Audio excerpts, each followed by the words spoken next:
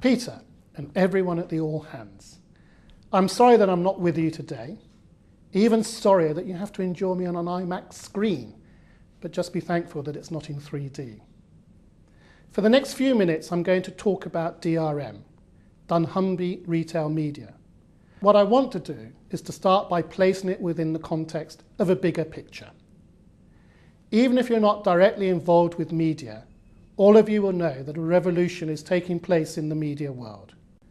This is a revolution that's making many people in our industry very uneasy, whether they be advertisers, media owners, or media and creative agencies.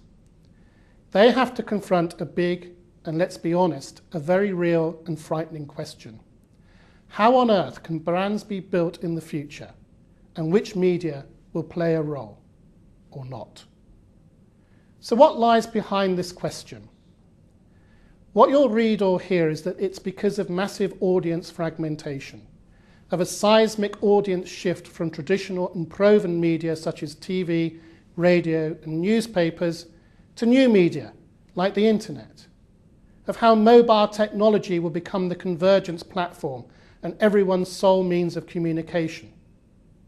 I doubt, for example, that anyone in this room would argue with Vodafone's prediction that by 2010 in the UK, more than 50% of the population will be using the mobile phone as their most frequent platform to access the web, the TV, radio and music.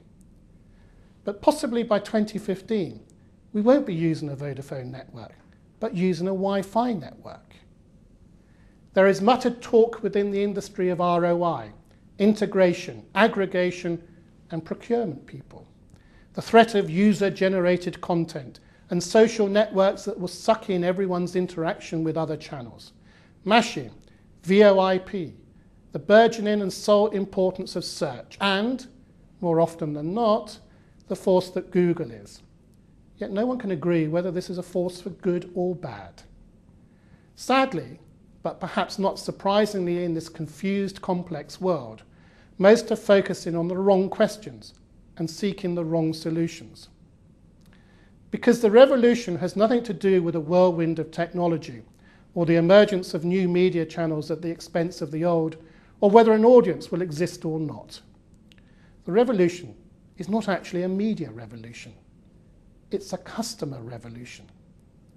The revolution is the customer revolting against hearing one more time too many that your core is important to us, as they wait 10, 20, 50 minutes for a call centre operator to answer. The revolution is the customer saying, hang on, you're not going to decide what's important or not, I am. The revolution is customer-generated marketing. Customer-generated marketing is the new and only agenda for marketing in the future. Today, the customer as individual owns the brand, its marketing and media. The manufacturer may own the trademark, the name and logo, but not the equity. That's inside the customer's head. Today, we see a revitalized customer, one that is very able to differentiate, read, reject, the messages they receive. One that's becoming increasingly distrustful of the bludgeoning heavy hand of traditional mass marketing approaches. The more they see it, the more they reject it. And as they reject more of it has to be generated to have any effect. That's a vicious circle. The answer is to have a true dialogue where the marketeer actually does understand the needs of their customers as individuals. Or, in a very simple but precise word, personalization.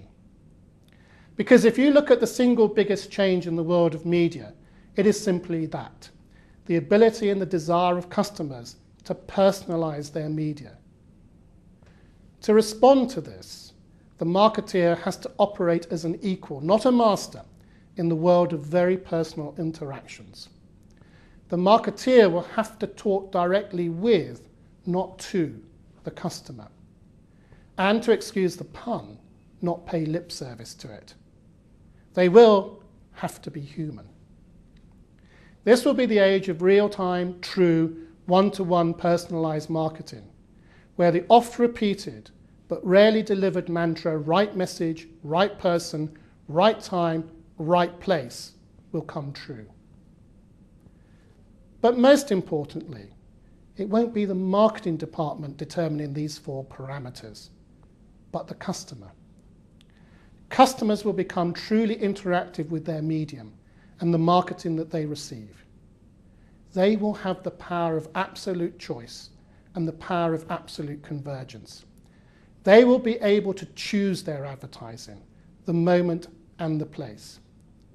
They will be able to interact with it, whether it be a radio or TV commercial, or a piece of POS, or basket advertising, or whether it's on their TV, phone, trolley, or radio. They will be able to ask for more, or they could ask for less. Using their phone, they will check competitive prices as they go to pick something off the shelf. They will be able to purchase when they like, where they like, online or offline. They will even be able to bargain over the promotion the manufacturer or the retailer wants to offer. They will drive and define the marketing of a brand. This is why what we call DRM is so critical. DRM starts and ends with the customer. Indeed, the customer is at the heart of it. DRM is the only media that starts by first understanding our past behaviour, ends by understanding our current behaviour, and indeed can give more accurate insight into our future behaviour. For very simply, the time has come when the majority of marketing money is going to be spent in ways where transactional and shopping relevant behaviour can be directly and inextricably matched to a marketing activity. It's why 2 weeks ago, P&G announced to Wall Street that they were going to spend more on marketing and more on what they're going to be doing in store and direct to the customer. If you step back, P&G's CEO said, and look at our marketing mix across most of the major brands, it's clearly shifting. And it's shifting to in-store, to the internet, and to trial activity.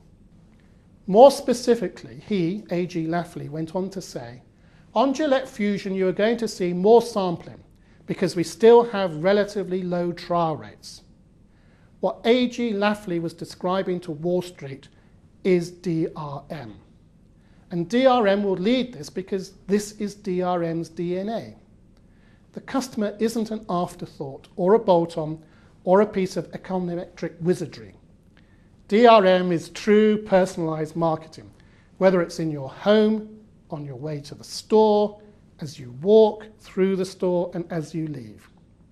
And last but not least, it is and will remain the most accountable media in the world. As you may well have heard already today, Tesco have transferred all their media to us. This has been a bold move, but this has been done in order to build something much bigger than Tesco already has. First, though, we must create success in the UK. But we know that expansion of DRM internationally, in particular to the US, will generate significant value for dunnhumby and Tesco. We will make DRM a major and listened to player in the global media market. It will underpin our global retailer relationships. It will be a key driver in dunnhumby's entry and success around the world. Why has Tesco the courage to take this imaginative step? Because of our people. Over the years here in the UK, the team has done an amazing job at building Clubcard Media to something that's the envy in the industry. Last year, the team took on Tesco TV. It had been written off by that same industry as being dead in the water. We've proven them wrong. How? By understanding the customer. No more, no less, except that dunnhumby's analysis, insight and understanding is, in my belief, simply the best in the world. Now we're going to do the same with existing media vehicles, from floor stickers to sampling to .com and everything in between, along with the new ones that we'll develop. And if there is a real revolution in media, we're going to see DRM at the forefront. We'll lead the way with customer understanding. We'll lead the way to integrate trade and customer spend. We'll be more accountable. DRM will be more innovative. DRM will define the metrics used to measure media. We will be a true one-stop shop that delivers the strategy, the plans, and the creative. But whatever we are, we will never ever shy away from our customer focus. We'll never ever create and offer something unless it's right and better for the customer. On which note, if I hear the audience correctly, and isn't that the shuffling of many bottoms, I ought to shut up and give the stage to the next speaker. Thank you.